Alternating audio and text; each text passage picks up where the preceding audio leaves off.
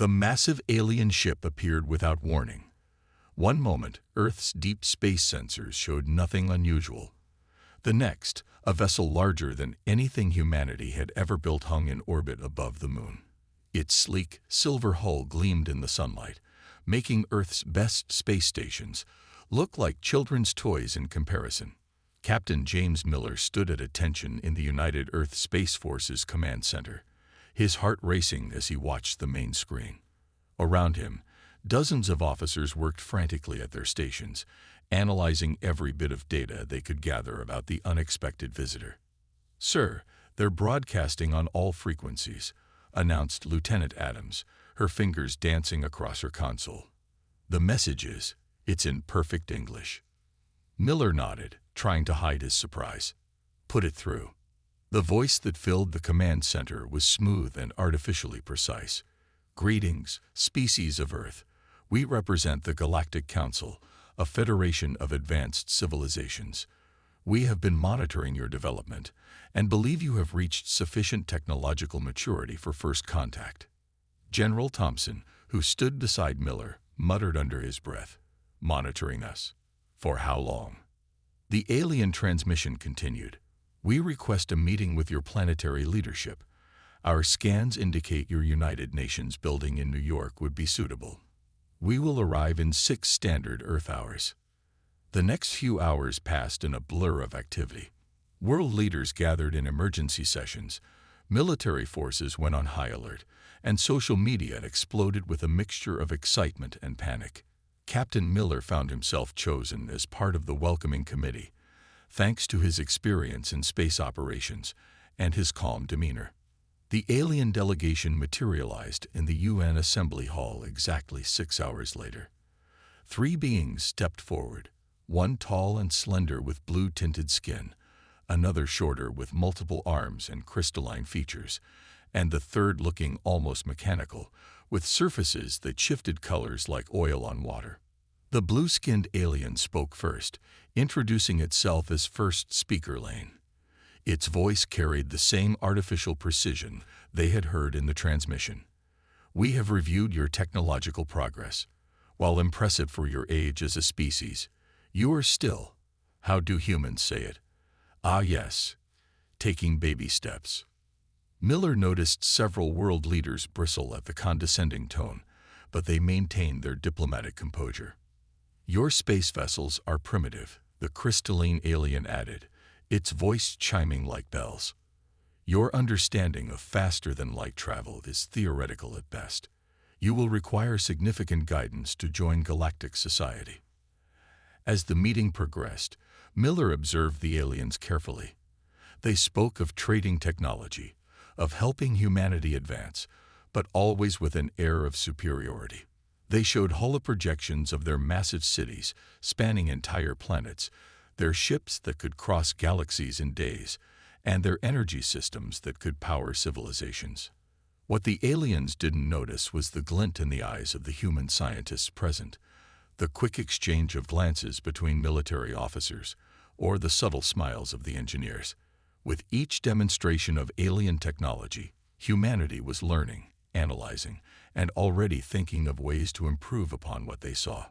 Near the end of the meeting, First Speaker Lane made an announcement. "The Galactic Council has assigned the Drachnid Empire to oversee your species' development. They will establish an embassy in your orbit and monitor your progress." Miller caught General Thompson's slight nod. They both knew what this meant. Humanity would have an audience for what was about to come. As the aliens departed, leaving behind their embassy plans and a long list of technological restrictions for humanity's own good, Miller thought about the massive construction project hidden in the asteroid belt. Project Titan was already well underway, and now they knew exactly what technologies they needed to incorporate into their design. The aliens thought they were dealing with students eager to learn. They had no idea they were actually dealing with innovators ready to revolutionize everything they thought they knew about warfare and space. Captain Miller smiled as he left the UN building. The real work was about to begin. Deep within the asteroid belt between Mars and Jupiter, Chief Engineer Anna Torres floated through the massive construction dock, her magnetic boots occasionally clicking against metal surfaces to adjust her direction. Through her helmet visor, she watched teams of workers in spacesuits moving across the skeletal frame of what would become humanity's greatest achievement. Status report. She spoke into her comm as she reached the main observation platform. Hull Section 17 is ahead of schedule, replied Engineer Mike Brown. The alien metals we've been purchasing through shell companies are performing better than expected. They're twice as strong as our original estimates when we combine them with our new alloy process. Anna smiled. The Drachnid observers in Earth orbit had no idea that the primitive metallurgy experiments they were monitoring were just a cover. The real work happened here, hidden by the natural radiation and magnetic fields of the asteroid belt. The massive shape taking form before her was larger than any spacecraft humanity had built before. The UES Prometheus would be 3 kilometers long when completed, with enough firepower to make even the Drachnid warships think twice. "Ma'am," called out Lieutenant Collins from the sensor station, "we've got a Council trade ship passing through the outer belt, running dark protocols." Immediately, the exterior lights dimmed, and construction teams moved to the shadow side of the project. Their advanced sensor jammers, reverse-engineered from broken alien devices they had purchased, activated automatically. To any observer, the area would appear to be nothing more than a typical mining operation. Anna made her way to the central planning room, where a holographic display showed the Prometheus in its completed form. Project Titan had been in development for years before first contact, but the arrival of the aliens had accelerated their plans and provided unexpected advantages. "The reactor core is ready for testing," reported Dr. Wilson, the project's head of power systems. "We've successfully merged their quantum field technology with our fusion designs. If it works as calculated, we'll have 3 times the power output of a standard Drachnid battleship. And they still think we're struggling to build basic fusion plants." Anna chuckled. "How's the weapons integration coming along?" "Better than expected," answered weapons specialist Jack Reed, pulling up another display. "Their energy shield technology has a fatal flaw they never noticed. When we combine it with our projectile weapons, the kinetic impact creates a cascade failure in their defensive systems. The team had discovered this weakness during what the aliens thought was a failed weapons test. The Council representatives had been so busy laughing at humanity's primitive ballistic weapons that they hadn't noticed the careful measurements being taken. A warning light flashed, and everyone tensed. "Drachnid patrol entering the outer system," announced Lieutenant Collins. "Standard mining patrol pattern." They had practiced this dozens of times. Workers quickly covered the more obvious military installations with prefabricated panels designed to look like mining equipment. The massive frame of the Prometheus disappeared behind holographic screens showing asteroid debris. As Anna watched the patrol pass by on their sensors, she thought about how the aliens' arrogance had become humanity's greatest advantage. They were so convinced of their superiority that they never looked too closely at humanity's simple activities. The patrol ship passed without incident, and work resumed. Anna checked the project timeline on her tablet. They were months ahead of schedule, thanks to the constant stream of alien technology that the Council practically threw at Earth in their attempts to guide human development. "They think they're teaching children how to walk," Anna said to her team as they gathered for their daily briefing. "But we're learning to run, jump, and fly all at once. When the Prometheus is complete, they'll learn that humanity doesn't just copy technology. We improve it." The meeting ended, and Anna returned to the observation platform. She placed her hand against the reinforced window, looking at the growing shape of humanity's first Battlestar. Soon, very soon, the galaxy would learn that underestimating humans was a dangerous mistake. The Galactic Council chamber buzzed with angry voices. On the massive central display, images of Earth's rapidly growing orbital stations and lunar bases played on a loop.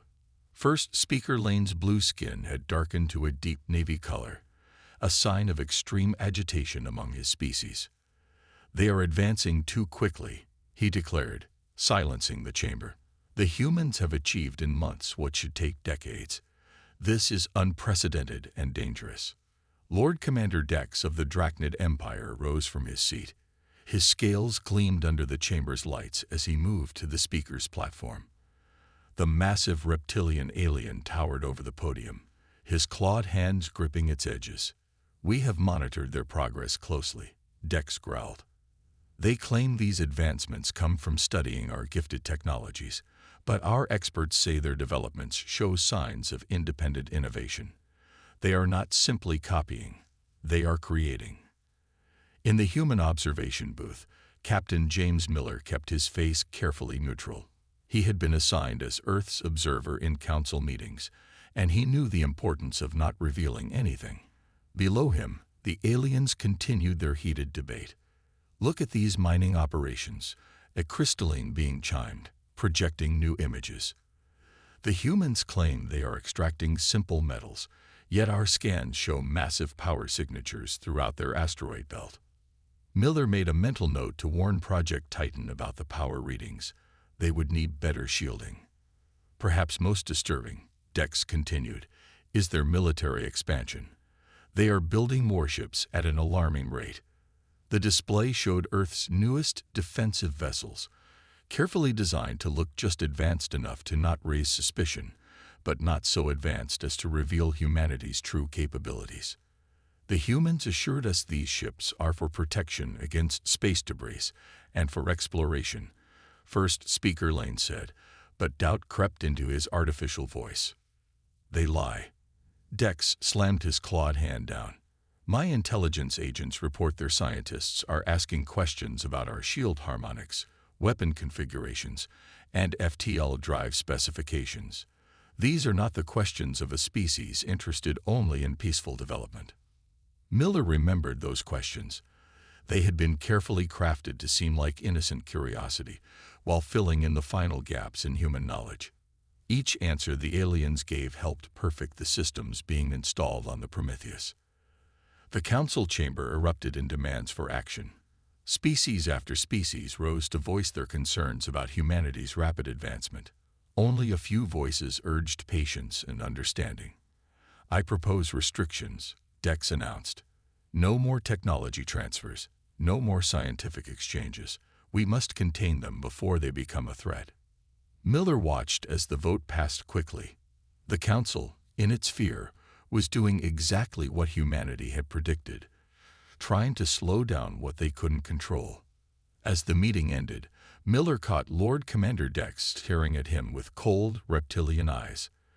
The Drachnid leader's expression made it clear. He wasn't satisfied with mere restrictions. Later that day, in his private chambers on the council station, Miller received an encrypted transmission from Earth. He read it twice, his heart racing. The Drachnid Empire was secretly moving warships toward human space. They planned to accidentally discover evidence of illegal weapons development, giving them an excuse for military action. Miller sent a single coded response. "Weather forecast shows storms ahead." Back on Earth, military commanders received the message and understood. The Drachnids were coming, but humanity was ready. In the asteroid belt, Anna Torres and her team began the final preparations on the Prometheus. The massive ship was nearly complete, its systems far beyond anything the council races thought possible. The aliens wanted to contain humanity's growth. They were about to learn a harsh lesson about human nature. When backed into a corner, humans didn't cower. They fought back. And this time, they had a surprise waiting that would change the balance of power in the galaxy forever. The Drachnid attack began at dawn, Earth time. 50 warships emerged from faster-than-light travel near Neptune, their weapons already charging. Lord Commander Dex's flagship led the formation, its massive hull gleaming with weaponry. Broadcast on all frequencies, Dex commanded, his scaled lips curling into a smile. "Tell the humans we have detected illegal weapons development. Tell them to surrender their military facilities for inspection or face immediate consequences." The message reached Earth's Defense Command Center within seconds. General Thompson stood before the main display, watching the Drachnid fleets approach. Around him, officers maintained their calm, just as they had practiced. "Sir," Lieutenant Adams reported, "We're detecting another Drachnid battle group approaching from the opposite direction. They're trying to box us in." Thompson nodded and pressed a button on his command console. "Initiate Protocol Titan." Deep in the asteroid belt, Chief Engineer Anna Torres received the signal she had been waiting for. She turned to her crew in the massive hidden dock and smiled. Time to show them what humanity can really do. Power up all systems. The Prometheus came to life. Energy coursed through its 3-kilometer length as systems that no alien race had ever seen before activated. The massive dock's camouflage panels fell away, revealing humanity's masterpiece to the universe for the first time. The Battlestar's hull gleamed with a color that seemed to shift between silver and black, made from alloys that alien metallurgists had declared impossible. Its weapon systems combined technologies in ways the Council races had never imagined. At its heart, a power core pulsed with enough energy to rival a small sun. Admiral Robert Hayes stood on the Prometheus's bridge, watching his crew take their stations. "Send word to Earth. The Prometheus is ready for combat." Back at the edge of the solar system, Lord Commander Dex was growing impatient. No response from the humans. "Begin the attack. Target their outer colony on Triton first." But before the Drachnid ships could fire, their sensors detected something massive moving through the asteroid belt. Warning alarms blared across the entire fleet. "Impossible." Dex's sensor officer gasped. "My lord, I'm detecting a vessel. It's larger than anything in our database. Its power readings are off the scale." The Prometheus emerged from the asteroid field like a predator leaving its den. Its size made the Drachnid warships look like toys in comparison. Running lights activated along its hull, illuminating the name written in massive letters. UES Prometheus, Humanity's Shield. "This is Admiral Robert Hayes of the United Earth Space Force." A transmission cut through all Drachnid communications. "You have entered human space with hostile intent. You will power down your weapons and withdraw immediately, or we will be forced to demonstrate exactly how much humanity has learned from studying your technology." On his flagship's bridge, Lord Commander Dex stared in disbelief at the massive human vessel. "How? When did they build this?" "Our observers, our spies." "My lord," his weapons officer shouted. "Their targeting systems are unlike anything we've seen. They're locked onto every ship in our fleet simultaneously." The Prometheus moved forward, its massive engines pushing it to speeds that should have been impossible for a vessel its size. The hybrid drive system, combining human innovation with reversed engineered alien tech, worked perfectly. "Consider this a demonstration," Hayes announced. The Battlestar's main weapon array charged up, creating patterns of light that rippled along its hull. The sight was both beautiful and terrifying. In the Galactic Council chamber, emergency alarms sounded as reports of the massive human warship flooded in. First, Speaker Lane's blue skin had turned almost white with shock. "What have we done?" he whispered. "We gave them the pieces, and they built something beyond our comprehension." The Prometheus hung in space before the Drachnid fleet, a testament to human ingenuity and a clear message to the galaxy. Humanity would not be underestimated again. Lord Commander Dex refused to be intimidated by the human vessel, despite its size. "All ships, open fire," he roared. "Show these primitives the true power of the Drachnid Empire." Energy beams from 50 Drachnid warships converged on the Prometheus. For a moment, the massive ship disappeared in a blinding flash of light. The Drachnid crews cheered, believing they had destroyed humanity's greatest achievement. But as the energy dissipated, the Prometheus still hung there, completely untouched. Its shield system, a revolutionary design that combined multiple alien technologies with human innovations, glowed with a soft blue light. "Shields holding at 97%, reported Lieutenant Kelly on the Prometheus's bridge. "The hybrid matrix is actually gaining power from their attacks, just as our tests predicted." Admiral Hayes nodded calmly. "Show them what a real attack looks like. Target their lead ships. Minimal power. We don't want to destroy them yet." The Prometheus's main weapon array came to life. Instead of the traditional energy beams used by alien races, it fired a combination of kinetic projectiles surrounded by quantum field disruptors, a weapons system that existed only in theoretical papers in the Council's archives. 3 Drachnid ships exploded instantly as their shields collapsed under the hybrid attack. The remaining fleet scattered in panic, their formation breaking apart.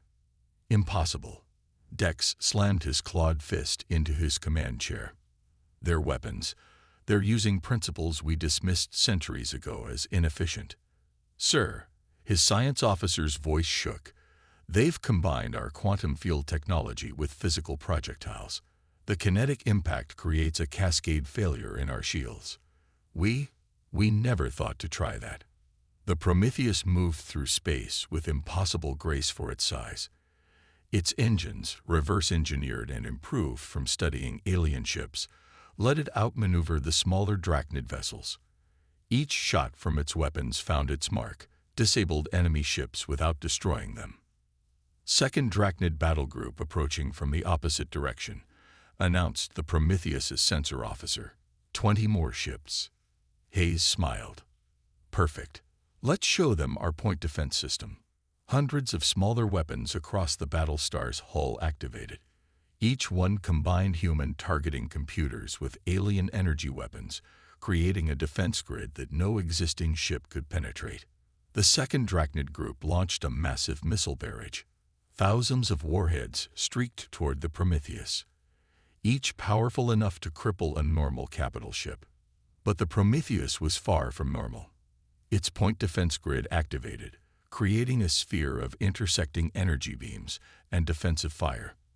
Not a single missile reached the ship's shields. My lord, Dex's tactical officer reported, we've lost 30% of our fleet. Their targeting systems are predicting our evasive patterns before we execute them. Of course they were. The Prometheus's combat computer had been learning from every Drachnid training exercise. They thought they were hiding from human observers. All Drachnid vessels, this is your final warning, Hayes broadcast. Your shields are useless against our weapons. Your attacks cannot harm us. Withdraw now. In the Galactic Council chamber, representatives watched the battle in stunned silence. The humans hadn't just caught up to their technology. They had surpassed it. Lord Commander Dex stared at the massive human vessel through his flagship's viewport. His entire life, he had believed in the superiority of the Drachnid Empire. Now, facing this human innovation, he felt something he had never experienced before. Fear. All ships, he finally commanded, his voice heavy with defeat. Power down weapons. Begin withdrawal procedures. The Prometheus held position as the Drachnid fleet retreated, its mere presence a declaration of humanity's new status in the galaxy. In just one battle, without destroying a single enemy ship, humanity had demonstrated both its power and its mercy. The Battle of the Kuiper Belt would be remembered as the day the galaxy learned that humanity wasn't just catching up, they had already taken the lead. The Galactic Council's emergency session was the largest gathering in its 1,000-year history. Every member race had sent representatives, and the massive chamber was packed with beings of all shapes and sizes. At the center of attention stood Captain James Miller, now officially Earth's ambassador to the Council. First Speaker Lane's voice trembled as he addressed the assembly.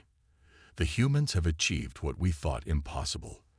They have not only mastered our technology, but improved upon it in ways we never imagined. The chamber erupted in a chaos of voices. Some demanded immediate sanctions against humanity, while others called for Earth's immediate admission as a full council member. A few even suggested surrendering some of their own territories to the humans as a gesture of peace. The Drachnid Empire, announced a crystalline being, must face consequences for their unprovoked attack on Earth's territory. The speaker's surfaces flickered with patterns of light indicating strong emotion.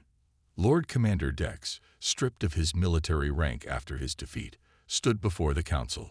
His once proud posture was gone, replaced by the bearing of someone who had seen their entire worldview shattered. We acted on fear, Dex admitted, his voice lacking its usual growl. We saw humanity advancing too quickly, learning too fast.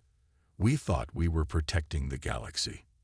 Instead, we proved why humans deserve their place among the stars.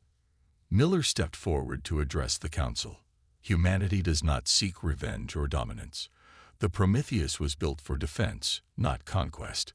We only asked to be treated as equals. Equals. A multi-armed delegate scoffed. Your single ship could defeat most of our combined fleets. The Prometheus makes our most advanced vessels look primitive. That's exactly why you should trust us, Miller replied calmly. We have this power, yet we choose not to use it for conquest. During the battle, not a single Drachnid ship was destroyed, only disabled. That was a conscious choice. The council members murmured among themselves. They had all seen the battle recordings. The Prometheus could have easily destroyed the entire Drachnid fleet, but it had shown remarkable restraint. First Speaker Lane raised his hands for silence. We must vote on two matters. First, the punishment of the Drachnid Empire for their aggressive action.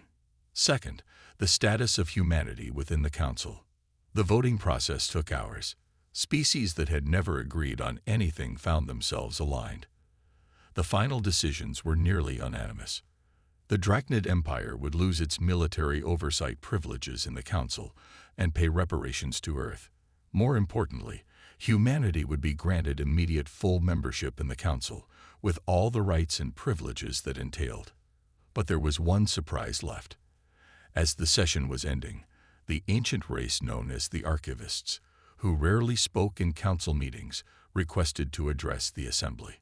Their representative, a being of pure energy contained within a crystalline matrix, floated to the center of the chamber. We have watched humanity's progress with great interest. They have done what no other race has achieved. They took separate technologies and combined them in new ways. They did not simply copy, they created. We believe they are ready. The chamber fell silent. Everyone knew what the Archivists protected. The lost technologies of the first races, the civilizations that had achieved space travel millions of years ago. We invite humanity to access the Great Archive, the Archivist announced. Their proven ability to innovate rather than simply replicate makes them worthy of this knowledge. Miller stood in shocked silence. Access to the Great Archive was something every race dreamed of, but none had been granted. It was the highest honor the Council could bestow. As the session ended, Miller sent a message back to Earth. They finally understand. We're not just students anymore, we're teachers, and they're ready to learn. The day the Prometheus was revealed had changed everything. But this day, this recognition, would change the galaxy itself. 1 year after the Battle of the Kuiper Belt, the Prometheus orbited Earth, its massive form now a symbol of hope rather than fear. On its bridge, Admiral Hayes stood with Chief Engineer Anna Torres, watching ships from dozens of alien races approach the newly completed International Space Academy. Hard to believe, Torres said. A year ago, they thought we were barely able to achieve spaceflight. Now they're sending their best engineers to learn from us. The Academy was humanity's gift to the galaxy, a place where all species could come together to share knowledge and innovation. Its halls were filled with beings from every corner of the Council's territory, all eager to understand the human way of thinking. In one of the main lecture halls, Captain Miller, now Professor Miller, stood before a diverse group of alien students. The key isn't just understanding the technology, he explained. It's about imagining what it could become. When we saw your quantum fields, we didn't just copy them. We asked ourselves what else they could do. The former Lord Commander Dex sat in the front row, his scales now bearing the simple markings of a student rather than a military leader. He had become one of the Academy's most dedicated learners, determined to understand how his people had been so wrong about humanity. Professor, Dex raised his clawed hand. How do humans develop such different ways of thinking about technology? Miller smiled. We had something unique. Thousands of years of science fiction. While your cultures focused on what was possible, we dreamed of what could be possible. Every crazy idea, Every wild story became fuel for innovation. In the Prometheus's engineering bay, Torres led a group of alien engineers through the ship's hybrid systems. Their faces showed awe as she explained how humans had combined different technologies in ways their societies had never considered. "Your shield systems were perfect," she told them, "but they only worked one way. We ask ourselves, what if a shield could also be a weapon? What if it could absorb energy and redirect it?" The aliens took furious notes. The ideas humans considered basic were revolutionary to them. Their rigid, specialized approach to technology had limited their imagination for millennia.